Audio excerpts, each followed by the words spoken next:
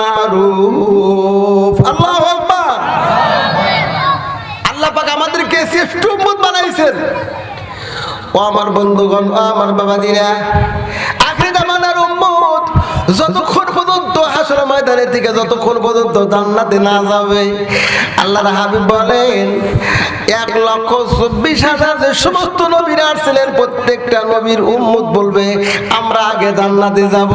ও আমার বন্ধুগণ, ও আমার বাবাজিরা, মুহাম্মদ রাসূলুল্লাহর উম্মত যতক্ষণ পর্যন্ত জান্নাতে না যাবে ভাই, কতক্ষণ পর্যন্ত দুনিয়ার ভিতরে যে সমস্ত নবী ছিল একটা উম্মত জান্নাতে যাইতে পারবে না। মুসলমান বাবারা, আমার বন্ধুগণ, বর্তমান যুগে আজকে আমরা উম্মতে মুহাম্মাদি হয়েছি, কিন্তু আমাদের সম্মান কত, আমাদের মর্যাদা কত আমরা চিনি না। ও আমার বন্ধুগণ, আমার বাবাজিরা, তাই তো আমি বক্তৃতার মাঝে মাঝে বলে থাকি যে আমাদের বাংলাদেশের জাতীয় পাখি দোয়েল। দোয়েল কিন্তু জানে না যে আমার দাম কত। আমার দাম হলো সবচাইতে পাখির ভিতরে বেশি দাম। ও আমার বন্ধুগণ, দোয়েল যদি জানতো আমি জাতীয় পাখি, তাহলে এই দোয়েল কিন্তু কোনোদিন পচা কান্দা কাদা বা পোশাক এরকম ভাবে চারা এরকম ভাবে কিসা খাইতো না। ও আমার বন্ধুগণ, ও আমার বাবাজিরা, আজকে আমরা উম্মতে মুহাম্মাদি, আমার আল্লাহ রাব্বুল আলামিন আমাদেরকে কত সম্মান দান করেছেন, কত মর্যাদা দিয়েছেন, যে উম্মতে মুহাম্মাদি বানাইছেন। কিন্তু উম্মতে মুহাম্মাদি হওয়ার পরে, শ্রেষ্ঠ উম্মত হওয়ার পরে আমরা হালাল হারাম তমিজ করি না। ও আমার বন্ধুগণ, আমার বাবাজিরা, আজকে আমাদের নবীর উম্মত হয়েছে, কিন্তু আজকে আমাদের ঘরে খাবার অনেক খাবার রয়েছে। খাবার থাকা সত্ত্বেও কিন্তু আমরা নামাজ বন্দেগী ঠিক মতো করি না, ইবাদত ঠিক মতো করি না ভাই। আখিরে জামানার পয়গম্বর উম্মত হয়েছে, কিন্তু সাহাবায়ে কেরামরা আল্লাহর নবীর উম্মত হয়েছিলেন। সাহাবায়ে কেরামরা একবেলা খাইছেন আর একবেলা না খাই দেখছেন ভাই। তবু এরকম ভাবে আল্লাহ জিকির আজকার ঠিক মতোই করছে, ঠিক না বেঠি? আমার বন্ধুগণ, শুধু স্বামী স্ত্রী মিলে একমাত্র একটা পোশাক, এই পোশাক পরিধান করিয়া তারা নামাজ পড়তেন।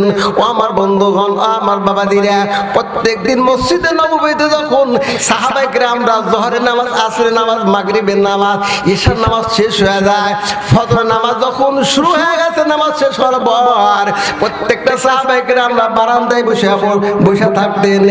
রাসূল তখন কি করতেন বাবা?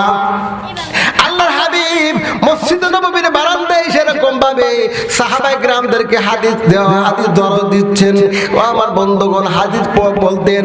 কিন্তু একদিন হঠাৎ করে লক্ষ্য করে দেখেন যে একটা সাহাবী প্রত্যেকদিন ফজর নামাজ পড়িয়া এক মুহূর্ত দেরি করে না, এক মুহূর্তে মসজিদে নববী বারান্দায় বসে না, মসজিদে নববীর বারান্দা থেকে সে বাড়িতে চলে যায়। সাহাবায়ে কেরামরা বলে, ইয়া রাসূলুল্লাহ, ইয়া হাবিবাল্লাহ, হুজুর, প্রত্যেকদিন একটা সাহাবীর দিকে আমরা খেয়াল করেছি, ফলো করি। সেই সাহাবী হলো আবু তালহা আনসারী, একটা দিনও দেরি করে না, প্রত্যেকদিন ফজর নামাজে সালাম ফিরানোর সঙ্গে সঙ্গে সঙ্গে বাড়িতে চলে যায়। হুজুর, আমরা আপনার হাদিস শোনার জন্য বসে থাকি, দীর্ঘ টাইম আমরা অপেক্ষা করি, কিন্তু আবু তালহা আনসারী একটা দিনও সে আপনার হাদিস শোনার জন্য বসে না। হুজুর, আমাদের মনে হয় নিশ্চয় আবু তালহা আনসারী মুনাফিক হয়ে গেছে।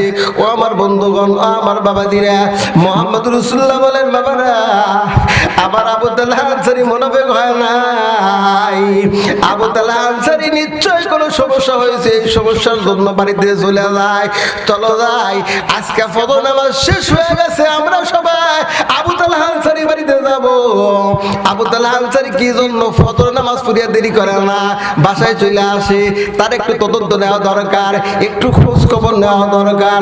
এই জন্য মুহাম্মদ রাসূলুল্লাহ সাল্লাল্লাহু আলাইহি সাল্লাম এবং হযরত ওমর, হযরত আবু বকর, বড় বড় সাহাবায়ে কেরামদেরকে নিয়ে যখন আবু তালহা আনসারী বাড়িতে যায়, আবু তালহা আনসারী বাড়িতে যখন গেটের কাছে যায়, নবী আমার সালাম দার, আসসালামু আলাইকুম ইয়া আবু তালহা। একবার, দুইবার, তিনবার যখন সালাম দেয় ভাই, ও আমার বন্ধুগণ, ও আমার বাবাজিরা, এটা হলো এই হাদিসে তারা প্রমাণ করে, যেই বাড়িতে আপনি যাবেন ওই বাড়িতে ঢোকার আগে আপনি সালাম দিবেন। সালামের উত্তর যদি পান, বোঝা গেল অনুমতি আছে ঢোকার। আজকে আমাদের সালাম আছে? কি কারণ সালাম আছে? সালামের খবর নাই। প্রত্যেকটা বাড়িতে ঢোকার আগে আমাকে সালাম দিতে হবে। আফসুস সালাম ওয়া তুমতাম, তোমরা কি করো? সালাম বিস্তার লাভ করে এবং মানুষকে খানা খেলাও। তোমরা সালাম বিস্তার করো। যে কোনো বাড়িতে যাবা, যে কোনো তোমার বাড়ি, তোমার নিজস্ব বাড়িতে ঢোকো, তুমি সালাম দিয়ে ঢোকো। আজকে সালামের রেওয়াজ আছে আমাদের? বলেন রেওয়াজ আছে? নবী একবার সালাম দিয়েছে, উত্তর পায় নাই। দুইবার সালাম দিয়েছে, উত্তর পায় নাই। তিনবার সালাম দিয়েছে, উত্তর পায় নাই। হযরত ওমর বলে, ইয়া রাসূলুল্লাহ, হুজুর আপনি আমাকে হুকুম দেন, অনুমতি দেন। আবু তালহা মুনাফিক হয়ে গেছে, হুজুর অনুমতি দেন, আমার লাঙ্গা তলবারি দিয়ে আবু তালহার গর্দন উড়াইয়া দিবে। নাউযুবিল্লাহ। নবী বলেন, ওমর দাঁড়াও, রাগ হয়েও না, এত উত্তেজিত হয়ে না কেন? মুসলমান বাবারা, ওমর যেই রাস্তাতে যাইতো ওই রাস্তায় এত মানুষ ভয় পাইতো, শয়তানও ভয় পাইতো, শয়তানও ওই রাস্তা যাইতো না। সুবহানাল্লাহ। মুসলমান বাবারা, যে ওমর আনপড় ছিল, মূর্খ ছিল, নাদান ছিল, ইসলামকে মানার কারণে, ইসলামকে প্রতিষ্ঠিত করার কারণে, প্রত্যেকটা এরকম নিজের সম্পূর্ণ শরীরের ভিতরে প্রতিষ্ঠিত করার কারণে হযরত ওমর ছিলেন অর্ধজাহানের বাদশা। সুবহানাল্লাহ। মুসলমান বাবারা, ওমর যেই রাস্তা যাইতো ওই রাস্তা শয়তান যাইতো না। ওমর মদের বোতল দেখে লোক মদের বোতল নিয়ে আসতেছে, আর ওমর বলতেছে, হে বেদুইন, তুমি কি, তুমি তোমার শরীরটা ঢুকতেছে, তোমার বগল তলায় কি? বলে, আমার বগল তলায় এক বোতল মদ। কি বলছে? মদ। লম্বা ঘটনা আপনারা জানেন। তোর পরিশেষে মদ বের করে দেখে যে ওটা মদ না, ওটা আল্লাহ পাক কি বানিয়ে দিয়েছেন? দুধ বানাই দিয়েছেন। সুবহানাল্লাহ। মুসলমান বাবারা, ও আমার বন্ধুগণ, ও আমার বাবা দিরে, ঘটনা বলা মাকসাদ না বাবা।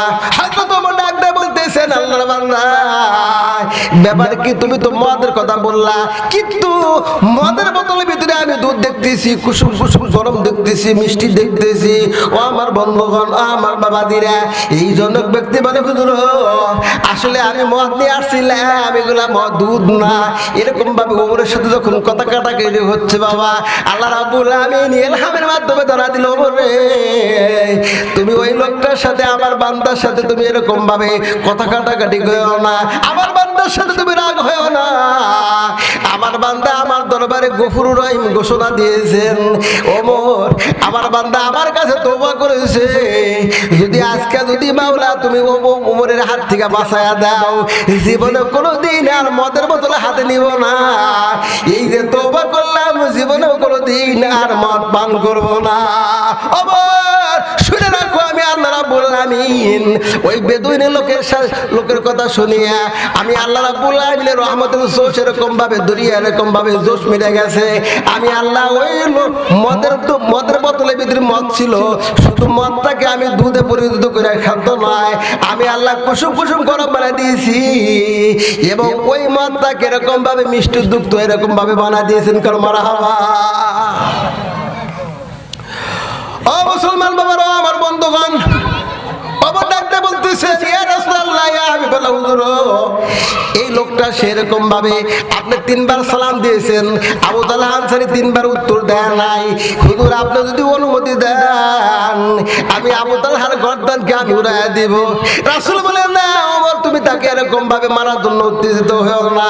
ও আমার বন্ধুগণ, ও আমার বাবাদিরা, নবী আমার আখলাকওয়ালা ছিলেন ভাই, নবী আমার চরিত্রওয়ালা ছিলেন বাবা।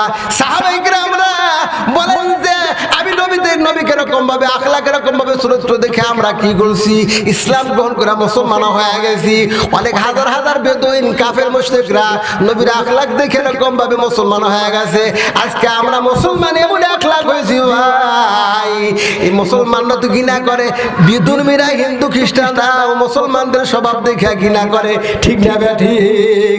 আজকে ক্ষমতার বড়াই পেয়া, ক্ষমতার মস্তকে পড়িয়া আমরা এরকম ভাবে তকব্বুরি করি, অহংকার করি, যে ক্ষমতার বড়াই করি এরকম ভাবে মানুষকে পিটাই শেষ করি, মানুষকে হত্যা করি, মানুষকে শেষ করে দেই। ও মুসলমান বাবারা, ও আমার যুবক ভাইরা, ক্ষমতার মস্তদে পড়ি এরকম ভাবে তোমরা এরকম ভাবে পীর বাহাদুরি শিখাই এরকম ভাবে করো না, ব্যবহার মতো এরকম ভাবে খারাপ ব্যবহার করো না, তোমাদের চাইতে এরকম ভাবে ভাবে এই পৃথিবীর ভিতরে এরকম ভাবে শক্তিশালী নমরুদ ছিল, শক্তিশালী ফেরাউন ছিল, তোমাদের মতো এরকম ভাবে শক্তিশালী, তোমাদের চাইতে শক্তিশালী আদ জাতি ছিল। ঠিক আছে ঠিক?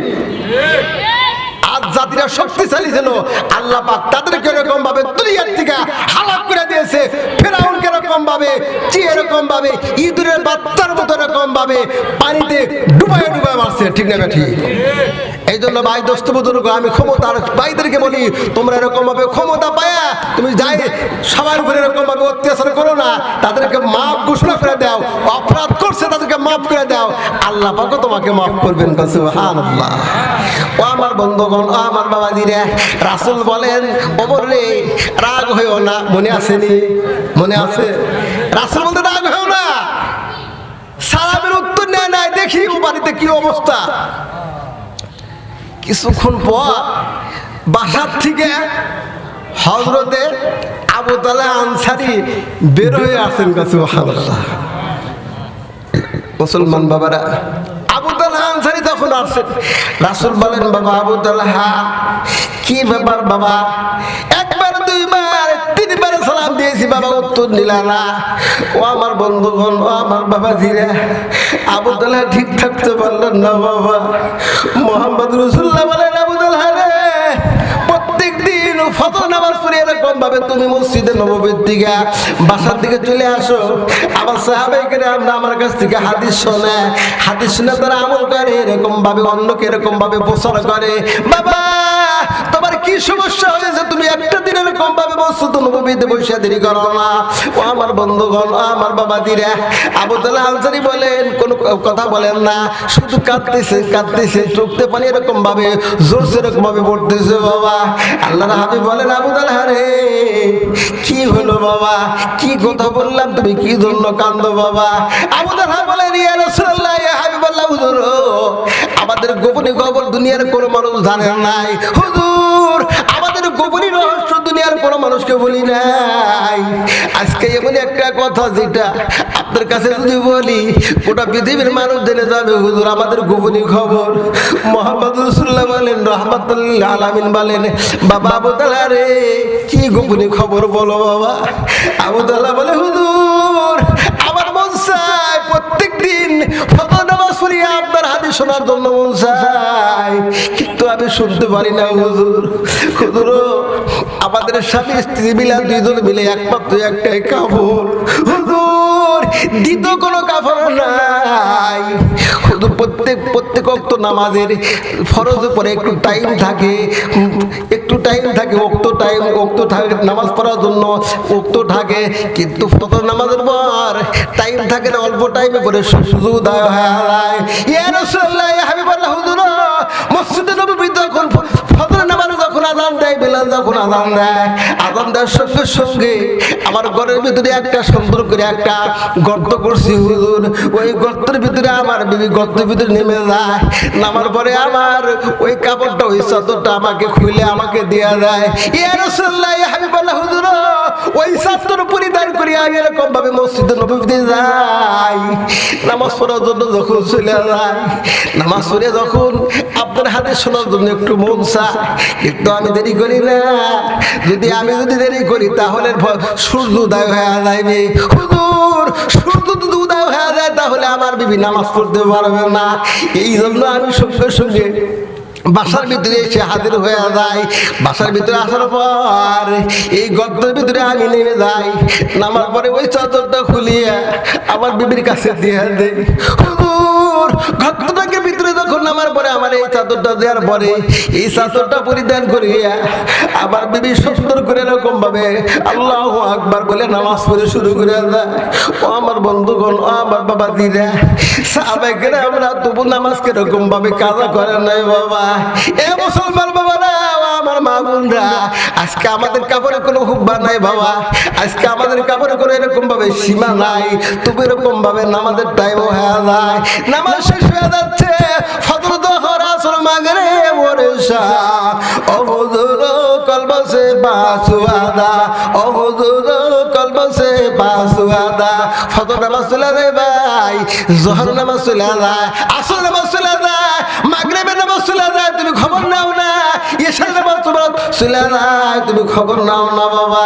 ও আমার বন্ধুগণ, ও আমার বাবা দিরা, এমনি করতে করতে হায়াতে জিন্দেগি যখন শেষ হয়ে যাবে বাবা, এমন টাইমে যখন মালাকুল মউত এসে তখন হাজির হয়ে যাবে, ইদা জালুহুম ফালা ইস্তাখিরুনা সাআতাও ওয়ালা ইস্তাকদিমুন। আল্লাহু আকবার। মৃত্যু যখন এসে যায় বাবা, 1 সেকেন্ড আগেও হবে না, 1 সেকেন্ড পরেও হবে না বাবা। ও আমার বন্ধুগণ, তোমার জিন্দেগির ভিতরে কত আশা থাকে, তুমি এরকম ভাবে বিল্ডিং করবা, একটা গাড়ি করবা, একটা বাড়ি করবা, কিন্তু তোমার হায়াতের জিন্দেগি কুলা না বাবা। তখন এরকম ভাবে কি হয় বলে, মিনহা খালাকনাকুম ওয়া ফিহা নুঈদুকুম ওয়া মিনহা নুখরিজুকুম তারাতান উখরা। ও আমার বন্ধুগণ, আমার বাবা দিরা, হায়াতের জিন্দেগি আমাদের কার কতটুকু আছে কারো জানা নাই বাবা, কিন্তু আমরা বুঝি না। এ আমার বউ, আমার বন্ধুগণ, এই জন্য কাজী নজরুল ইসলাম বলেন, যেদিন তুমি এসেছিলে এইভাবে কেঁদেছিলে তুমি, হেসেছিল সবে, এমন জীবন করিবে গঠন, মরণে হাসিবে তুমি, কাঁদিবে ভুবন, জিকির করুন লা ইলাহা